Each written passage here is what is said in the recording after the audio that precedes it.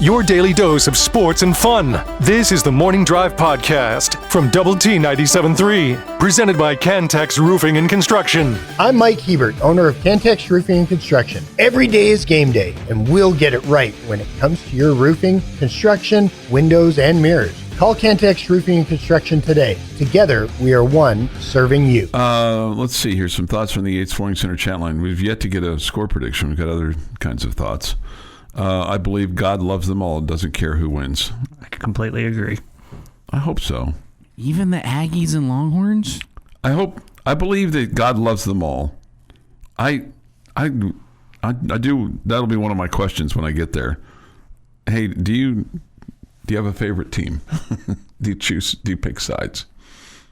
You know, that's among the questions. Okay. That I've got. I'm real curious.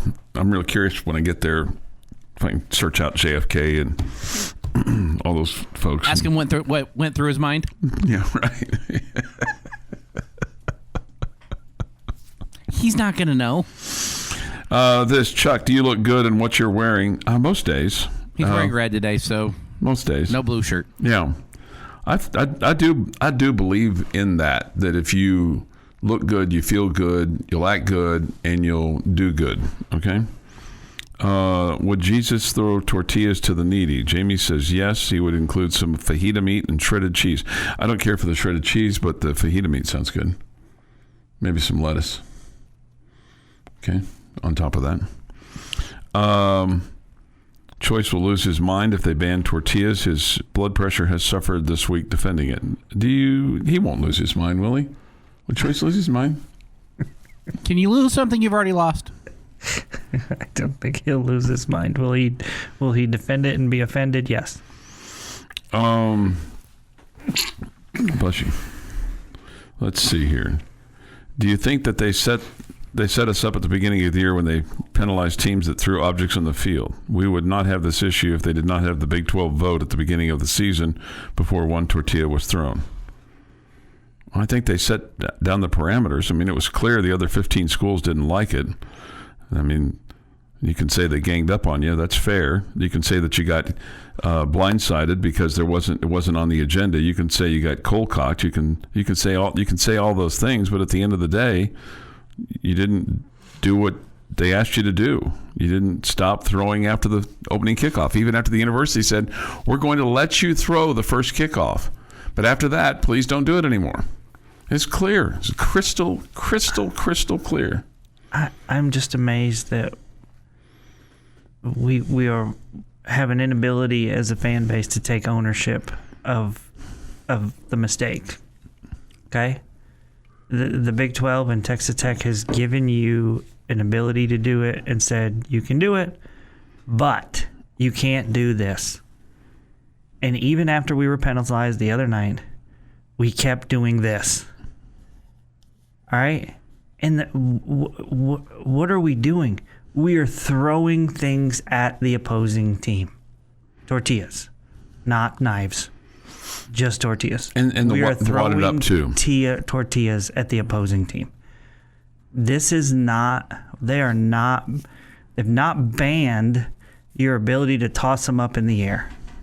But because there are many Tech fans that are not following the rules and that are trying to throw them on the field and hit the opposing team, we have just we're in danger of losing it.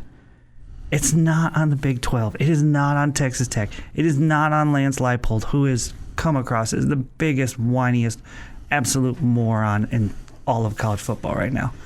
But it is not on any of those people.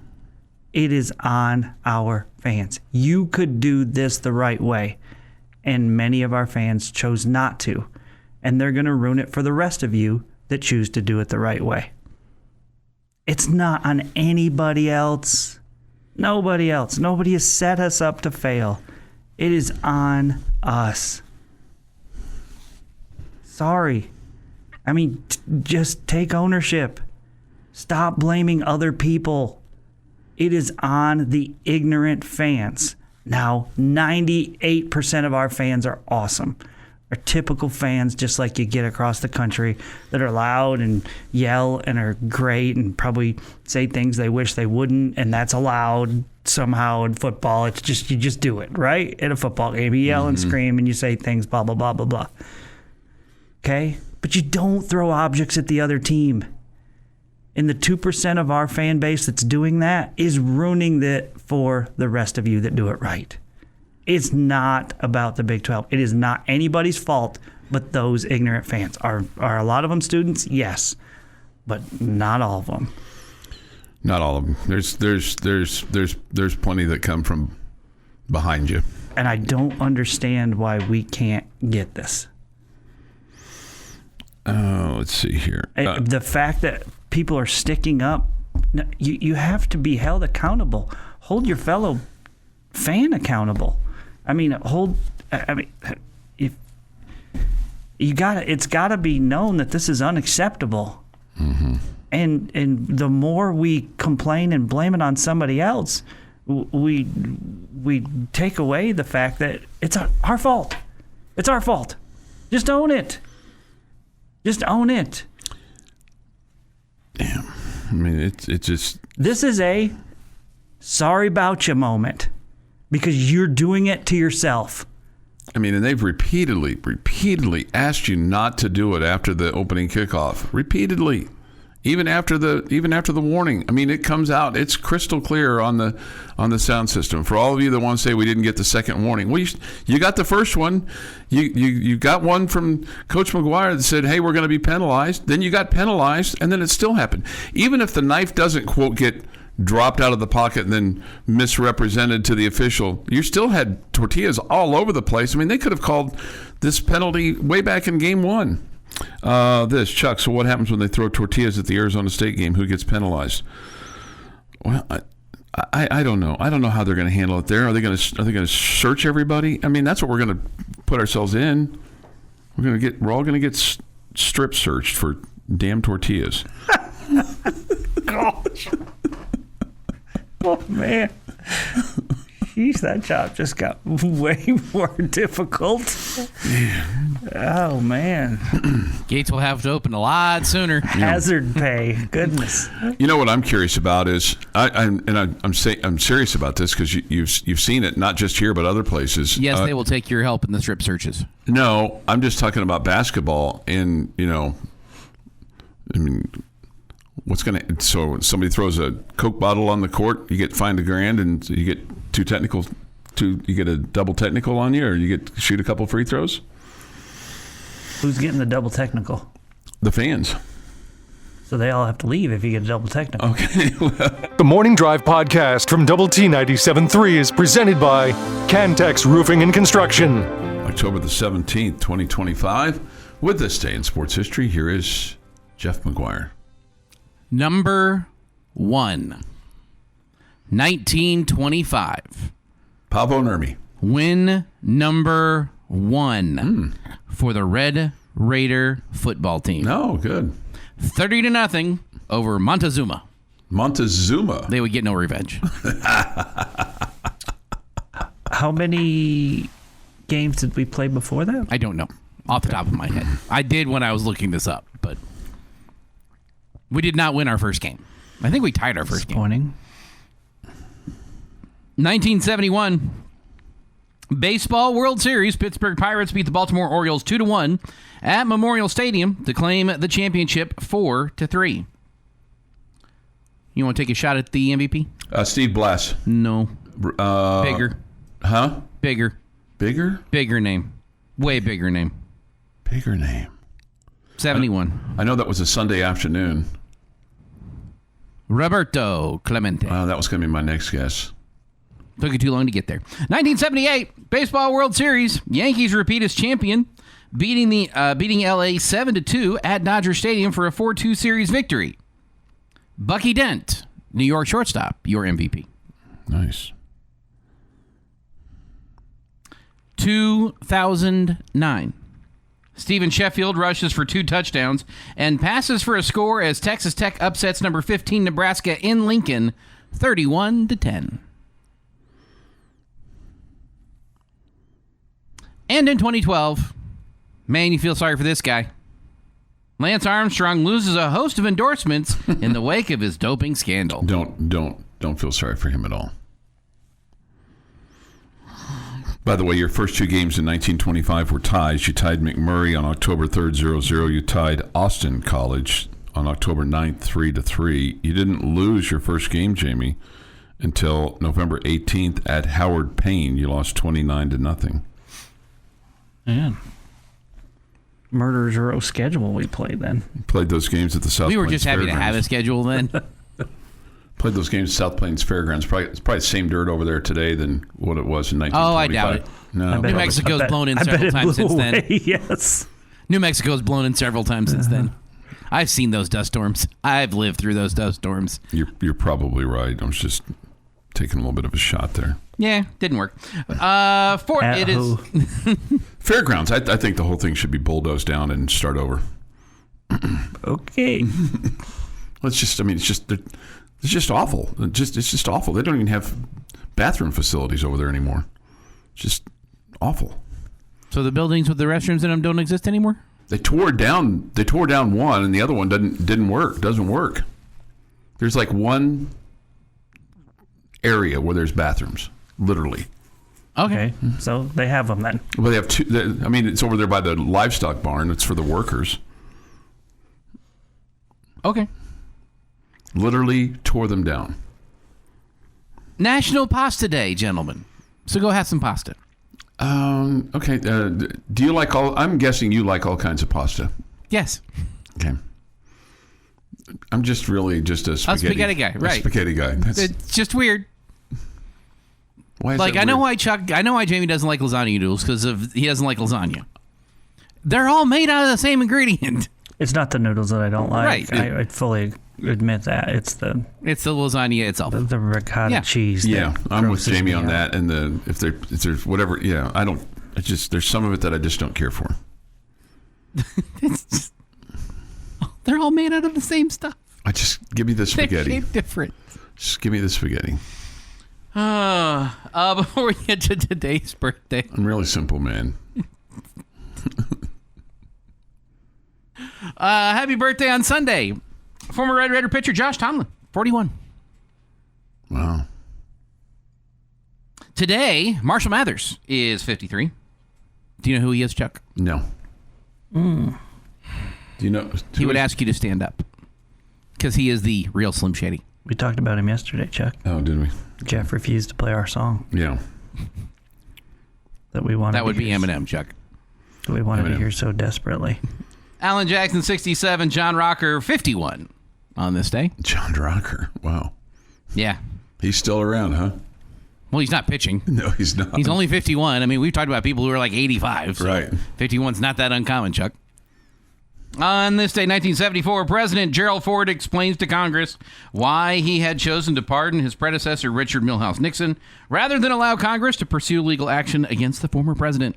He wanted to be the president, so when they brought him in to be the vice president, they said, Jerry, here's what you got to do. You got to pardon Tricky Dick. If you pardon Tricky Dick, then you can be the president. When he assumed office on August 9th, referring to the Watergate scandal, announcing that America's long national nightmare is over. There was no historical or legal precedence to guide Ford in this manner, however, for his pending indictment. But after much thought, he decided to give Nixon a full pardon after all offenses against the United States in order to put the tragic and disruptive scandal behind all concerned. Let's just sweep it under the rug. Ford justified his decision by claiming that a long, dramatic, drawn-out trial would only have further polarized the public.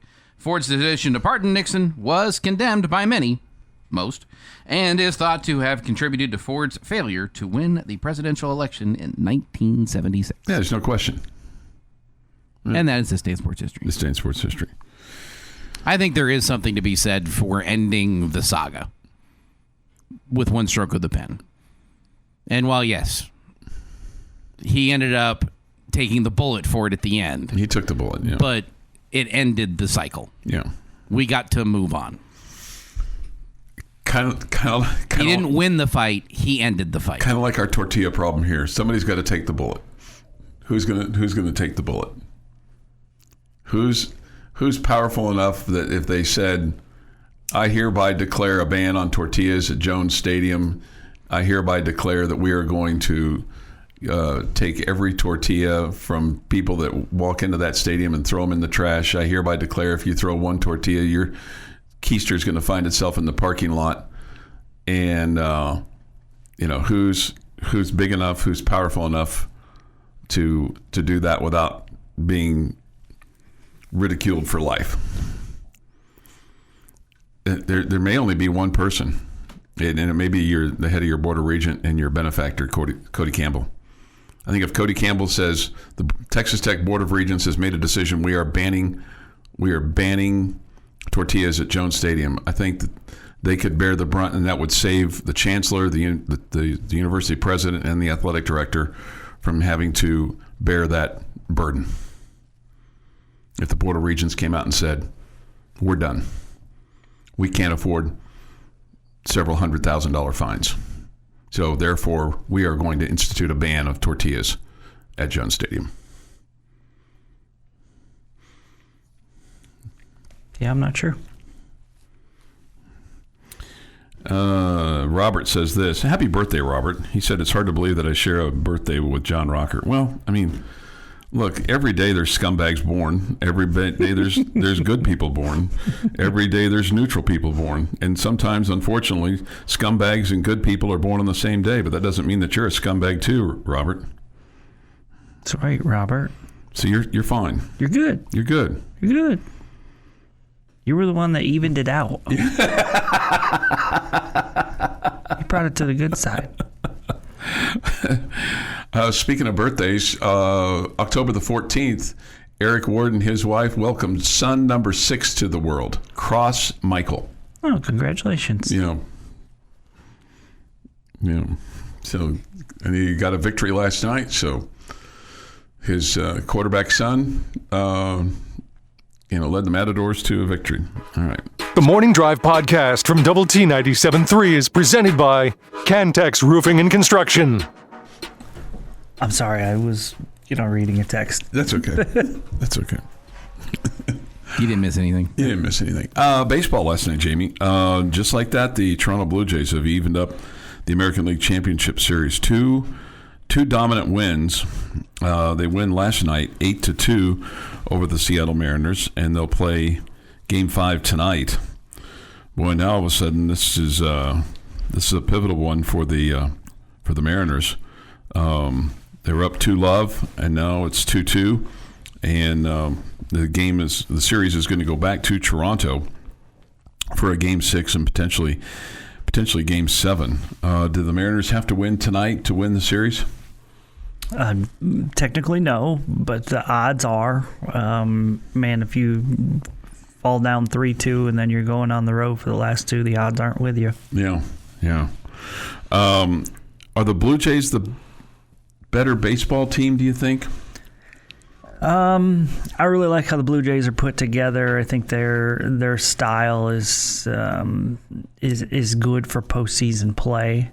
So, I mean, maybe, but I think this is really two really good teams going at it. They've just, both teams have been able to win a couple away from home. So I don't know that there's a big difference with either one.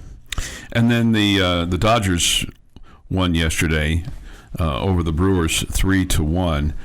And now you hear things like commanding lead and almost inovercomable and all those kinds of things. The Brewers are dead, right? The odds are definitely big time against them. Yeah. So the Dodgers lead that series 3-0, and they'll play Game 4 tonight. That's a 7:38 first pitch our time. The Mariners and the Blue Jays is a 5:08 first pitch our time today. So you could have baseball getting ready for the World Series by close of business on Sunday, because the Blue Jays and the Mariners potentially would play Sunday night. They will play Sunday night at this point. Yeah. They will play Sunday night at this point because of the fact that Blue Jays have tied that up at 2 games apiece. Saturday's a travel day, so they don't play Saturday. Yeah. In the NFL last night, man, this was a really good football game. The Bengals beat the Steelers 31-33 as they get a field goal with 7 seconds remaining in the football game, and the Bengals move their record to 3-4. Pittsburgh drops to 4-2. But boy, Joe Flacco, showing he's still got it, Jamie. 31-47, 342 yards, 3 touchdowns, no interceptions. And that's a big night. Aaron Rodgers had a big night too, but for him, 23 of 34, 249 yards, 4 touchdowns, but 2 interceptions. Got to take care of the football, and they just weren't able to do that. The thing that was crazy in the ball game was there was a pass to T. Higgins with 1:47 to go in the game to the Pittsburgh 7-yard line.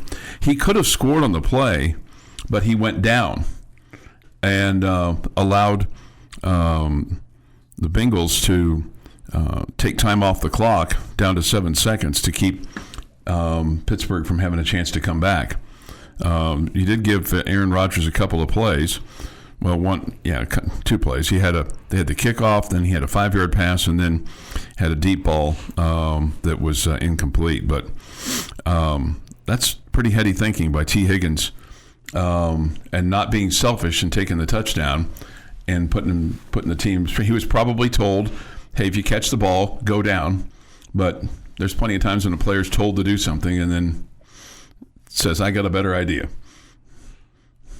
Yeah, ultimately it made it more difficult for the Steelers. Right. So, had no time to come back. Right play. Yeah, we've seen guys do this kind of thing before, and I think the more you see it, the more accepted it is, the more players understand it's the right thing to do. Mm-hmm. Sure puts a lot of pressure on your field goal kicker, though. It does. Absolutely it does. And I'm always a little bit nervous about that. But, man, you see how good teams are at running the 2-minute offense now and no timeouts and 48 seconds left, and they can march down the field and, score a touchdown. So, yeah, it's dicey. It does put a lot of pressure on your kicker, and that's why those guys are hard to find. And if you got a great one, you hang on to them. You hang on to them. Yeah. Evan McPherson was really good last night. He was 4 for 4 with field goals and 3 for 3 with extra points. And the extra points are no longer gimmies. Yeah, and the other part of it is the whole kickers, as far as how long they can kick from accurately now. None better than Brandon Autry. But, that's another thing where it's like, man, you got to running out the clock is a work of art now by an NFL team, and managing the clock is such an important thing for an NFL head coach. Yeah, both when you're behind and when you're in front. A lot's being made of these quote K balls, the kicking balls, where they're a little bit older, they're doctored up, they're made for long distance kicking. They're tailored by the kicker, which is interesting because the quarterbacks aren't allowed to tailor the ball for them, right? Because the ball's got to have a certain amount of air pressure in it, and they're generally pretty new balls, and blah blah blah blah blah. So I think it's made the kicking game even more essential than what it was 5 years ago. And I think it makes it entertaining at the end of games. Yeah, no question. And then why would we be against what's going on now? I'm not. I'm just saying some people are pointing that out and are questioning whether the NFL should do something about it. And then the new kickoff rule, where if the ball goes out of bounds, you get the ball at the 40-yard line. So basically, you're probably 10 to 15 yards for some guys within range of at least kicking a long distance field goal. I feel like Brandon Autry could just line up there. Yeah, I'd love to see him kick a 70-yarder at some point in time. Just go. That'd be kind of interesting, right? 70-yard field goal, especially if it was a game winner. I don't doubt him. Yeah, you don't doubt I mean, maybe him. if you put the number at 85, yes. But, I mean, he's made 65s and 67s, and it looks like he's had plenty of room.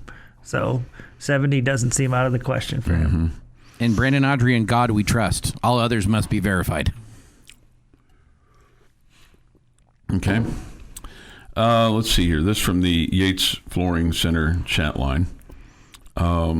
Is there going to be an official with a magnifying glass to see if the edge of a tortilla is touching the field when one sails in the wind? Last comment. Actually, now all it has to do is get inside the wall. I mean, behind the end zone, behind the bench. But doesn't that make sense? Right? Yes. Because Yes. I mean, the previous rule almost allowed you to throw at the opposing team. Yes. Yeah. Right. Yeah. But as long as it didn't make it on the field, there was no penalty. But it's got to be, you don't want to allow that. So that makes sense. The change in the rule makes sense, in my opinion.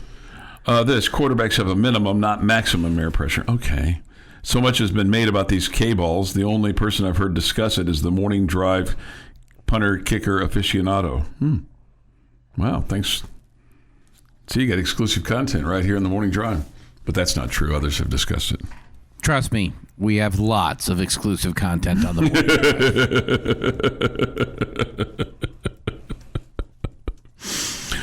board. Gosh, it's good to hear you all this morning. Tough night. Feel as if I ironed clothes all night while wearing too tight Speedos with 4-inch heels that were a bit tight. Wow, not fishing attire. Some people just got to rock and roll all night, man. Yeah. Big plays and even bigger laughs. If they get 7 out of those two things, game over. Mm-hmm. You're not winning. You're not winning that game at all. This is the Morning Drive Podcast. Basketball players who don't wear the Same shoes. The shoes that match the uniform. Yeah. Okay. Yeah. Match the color scheme of the team they play for. From Double T 97.3. Jamie's question of the day on Double T 97.3 is brought to you by Connecticut of West Texas. All right, guys, I think it's a really fun slate of Big 12 games this week. So I want to ask about Big 12 weekend here, and I want you to tell me which game do you think is going to be not only the most entertaining because it's the closest, but which one's going to have the smallest margin of victory? Smallest margin of victory. What game is going to be the tightest? I think the best game in the Big 12 is going to be the tightest game in the Big 12, and I think that's BYU and Utah. I think that will be the closest margin and the one that, potentially could go to overtime. Okay, that close. Mm-hmm.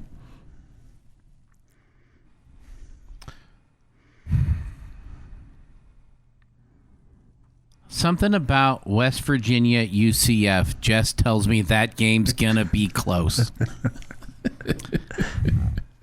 I don't know what it is. Neither team's really any good, but that usually leads to some tight games.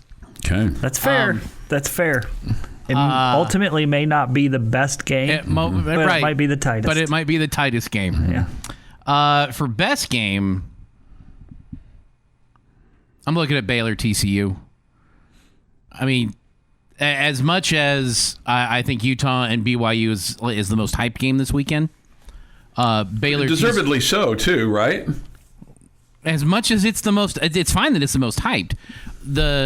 The Baylor TCU game, it's two teams that do not like each other, that have not liked each other for a very long time in the state of Texas, that is going to be dragging some eyeballs to it for them. Dragging some eyeballs to it on their respective bandwagons.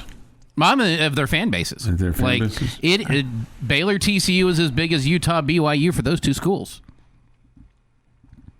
So, yeah, I'm game. so interested in that game, Chuck, that I'm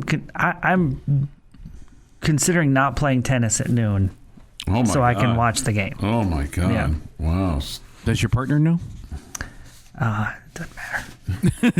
I am intrigued by that game so much. I feel like it's the one that's not getting a lot of love. Mm-hmm. Because obviously BYU, Utah, and Tech and Arizona State that's like the top of the conference. But I feel like that one is going to be really entertaining. Both play fun style of offense, and it could be a high-scoring game. I think it could be the most entertaining, Jeff. I don't think it's going to be the tightest. Okay? I also don't think it's going to be Cincinnati at Oklahoma State, which has a 21.5-point line. Every week I'm entertained by the line with the Oklahoma State team. It's just crazy to me what has happened there. I think the tightest game, and I feel like I'm cheating here because I'm picking the one with the closest line, but I'm going Arizona-Houston. And this one's very intriguing to me too, just because I think we're going to kind of find out, what those two teams are. I'm also excited that on my cable system, the channels that they're on are just one apart. So you can just go back and forth between those two. Up, down, up, down, up, down. I might not miss a play between those two teams. Will you watch this game in your basement? Probably not. Okay. Probably not. And the missus enjoy this as well? No. No. Goodness, no. Goodness, no. Okay. She'll pay attention when Tech's on. She don't care what Baylor and TCU are doing. I didn't know she was, she was going to be there with loving eyes watching it with you. No. I mean, she'll be in the house, but she's not going to be watching with me. Watching it. Yeah. I think Arizona and Houston is a really good matchup. I think that these two teams are really close. I think I would feel really confident in Arizona if it was in Arizona, but it is in Houston. I favor Arizona just a little bit in this game, as do the odds makers. But I think that's going to be the tightest one. The reason I don't think Baylor and TCU is because their offenses are both so good. I feel like one of them's just gonna push out to a big lead. One of them's gonna get rolling, and they're gonna, it's gonna end up a 48-37 kind of game or something like that. Okay, I think Arizona and Houston could end 24-23, something like that. Okay. But it kind of goes to show, the point is here that there's a bunch of good ones. It's a good weekend. It's a good weekend for the Big 12. Even Jeff's, terrible game, West Virginia and UCF is like should be interesting. Watching two blind mice struggle. Two. Yeah. There's only two. There's only two. Okay. I'm not lumping the officials in. Okay. Okay. It's just two blind mice running, or the broadcasters running around in Orlando. What about the announcers, right? Well, if they're in the press box at UCF, there's a potential that they can't see the field anyways. Yeah, so, there's that. So here's the snarky question. Does anybody cover the 21.5 points that Cincinnati needs to cover for Oklahoma State? I think Tech could. I think Cincinnati will. I think Tech could. I don't know that that's out of the realm of possibilities. I don't disagree with you. I also wouldn't be shocked if Baylor or TCU did. One of those two teams, either one. Let's see some things here from the Yates Flooring Center chat line. Agree with Jeff on both. Could see Arizona Houston being closest to. Boldish prediction: BYU's luck runs out and Utah wins by 2 to 3 scores. Wow. Also wouldn't be shocked by that. This Sam Levitt is coming off high ankle sprain too soon, in my opinion. Those injuries tend to linger. That being said, I believe Tech's defense will harass him relentlessly, and Levitt will not finish the game. Much like Wegman in the Houston game, Tech rolls Arizona State tomorrow. Well, let's hope that we get so far out in front that they're like, hey, he's not 100%. Let's just sit him the rest of this game. Came to Lubbock for a 4-day weekend. Heard your radio station on Thursday. Thank you. Went to your high school football game. It was exciting. It was, I guess, the Estacado game last night. What high school game do you recommend for Friday? Because I'll be at the game on Saturday. I think he's going to be at the volleyball game on Saturday, unless he's going to Tempe. What game do you recommend for him? Do you recommend the Friendship Legacy game or the Cooper Paladuro game, or what are you thinking? Well, I'm going to Friendship Legacy tonight, so you can come sit with me. I'll be by myself. There you go. Look for Jamie. Liberty is obviously very good. I don't know how good Borger is, though. I don't want to send him to a blowout. I think that game's out. Oh, that game is in town, yes. This is the Morning Drive Podcast from Double T 97.3, presented by Cantex Roofing and Construction. .com. Good morning with Jamie Lent and Jeff McGuire. I'm Chuck Heinz. Come to you from the First United Bank studio. Thoughts, comments, score predictions, Yates Flooring Center chat line, Visual Edge IT hotline. It too is open at 806-771-0969. 7-3. The topics have been interesting this week. We've had spirited discussion this week. We have. Have you all discussed? You already discussed the $100,000 fine ad nauseum? Yes. Let's see this. Can Texas Tech challenge the Big 12 over the new tortilla gate policy? Oh, tortilla gate. The NCAA typically doesn't penalize teams for fan behavior because such rules can be misused or abused based on false accusations from opposing teams. Okay. You can't assume every tortilla thrown at an away game is from a Tech fan. We saw the KU coach get fined for false accusations, yes. The Big 12 schools will not start recording fans to identify who threw what. Tech will always be the poster child for this issue. Tech will need to supervise all games, whether home or away, to avoid getting penalized. The Big 12 might be opening up a can of worms with this one.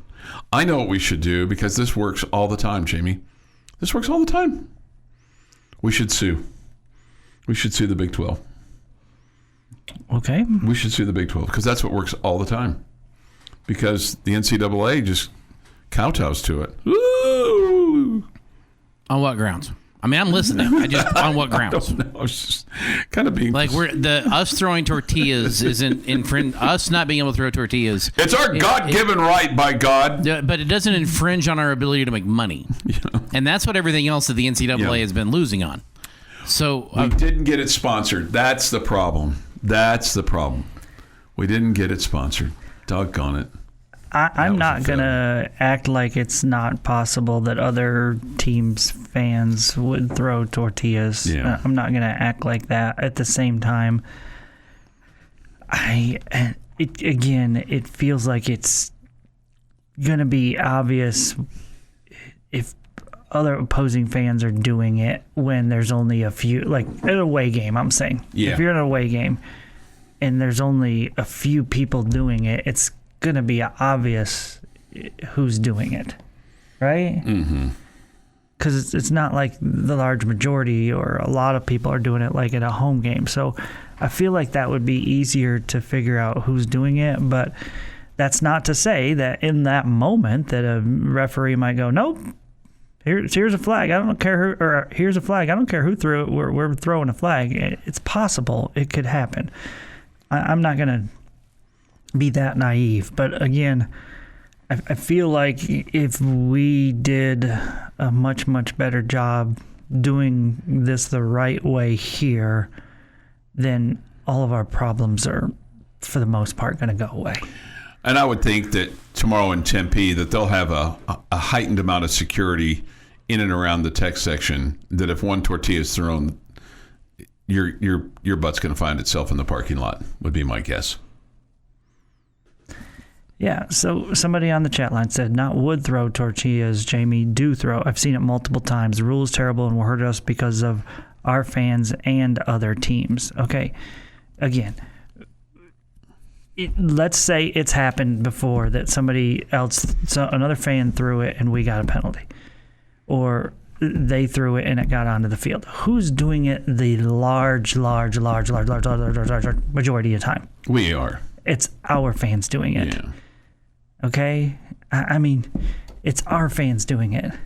Guess what? If our fans doing it or stop doing it, the opposing fans would stop doing it. I mean, so again, I'm open to the fact that this could be used against us by other teams. All I'll say to that is, I mean, if you do things right, it seems like it's not. It's going to be hard for them to get away with doing it. And the other part of it is, well, then maybe if we're getting taken advantage of by other teams, maybe we need to stop doing it. Yeah.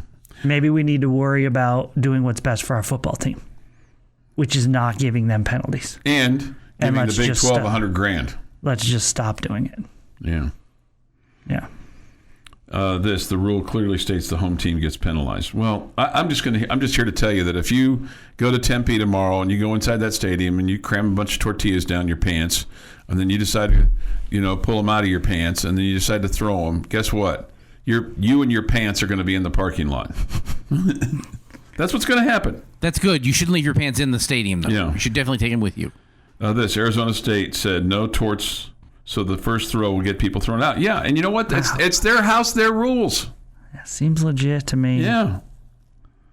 And it's not just drunk people that throw these tortillas. People.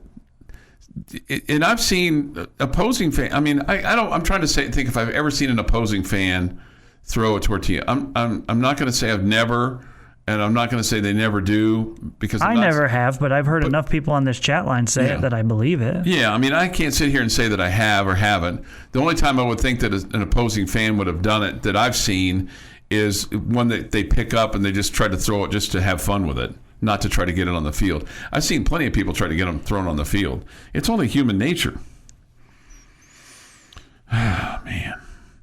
Do you think the athletic department it's human nature, even if you know that it has the potential to hurt your team? Not now. No, doesn't human nature? No. Doesn't human nature come into sense?